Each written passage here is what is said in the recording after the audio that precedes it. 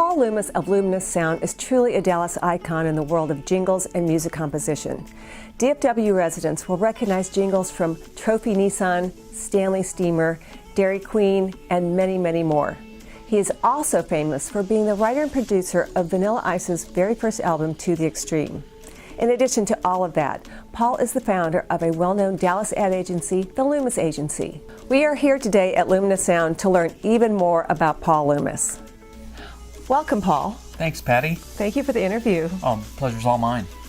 So let's start with your childhood. Did you, at a very early age, know that you wanted to be a composer? Tell us the story. Well, I fell in love with music and music writing at a young age. I'd go around singing jingles at 5 and 6 years old, and my uncle was a very good musician who had worked with Henry Mancini outside of Pittsburgh. Wow.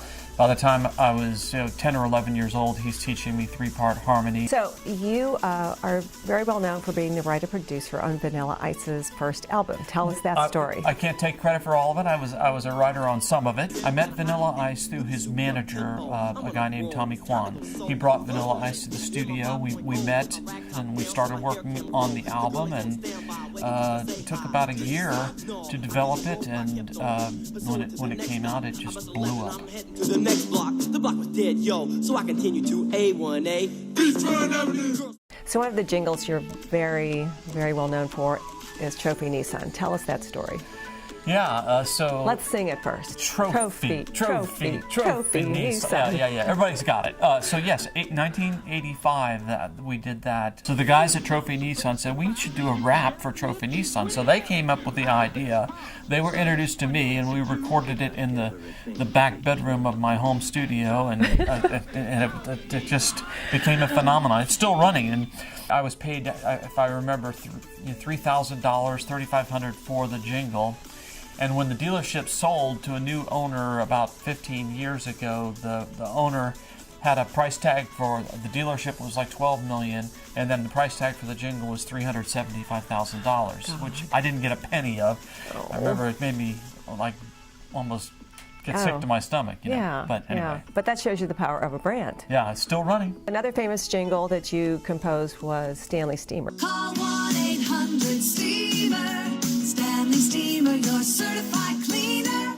We talked to him about doing a jingle for him because he had this 1-800-STEAMER number.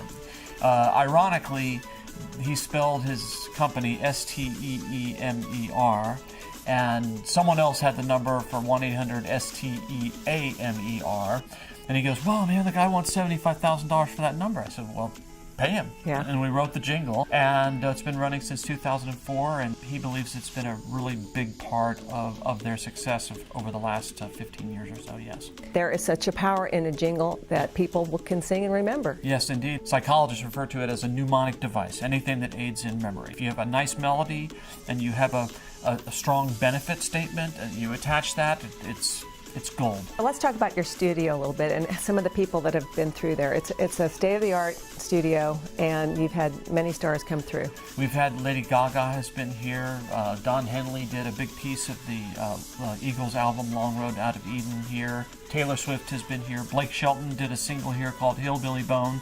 The celebrities know about us, so when they're traveling on tour and they want to get work done, we'll get a phone call. You're also the founder of the Loomis Agency, which is a very well-known ad agency here in town. How did you morph your studio into the agency? I started getting recommendations and leads from members of the local media sales community. They would send me clients. I'd write a track for them. Then I started producing radio commercials with the tracks that we did. It built from a company of 3 or 4 people to now we're 65 strong up there. We do the Stanley Steamer Carpet Cleaning Company nationally. We do Texas Dairy Queen, if you've heard DQ, that's what I like about Texas. We have Papa John's Pizza in many markets. We work with Jerry Jones, the owner of the Dallas Cowboys. All the stars that you've worked with, is there a story in particular that you'd like to talk about? To work with Ella Fitzgerald. My friends at Radio Shack at the time, they bought Memorex tape. If you remember, is it Live or is it Memorex back in the day?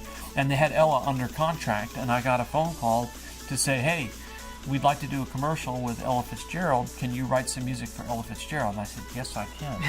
Is that the one where she breaks the champagne Yes. glass? Sings a note, champagne glass breaks. So I got to spend a day with Ella Fitzgerald. No one quite like Ella, ever. Well, you truly are a Dallas icon, and I just appreciate the interview so much. Thank you, Patty. Very nice of you.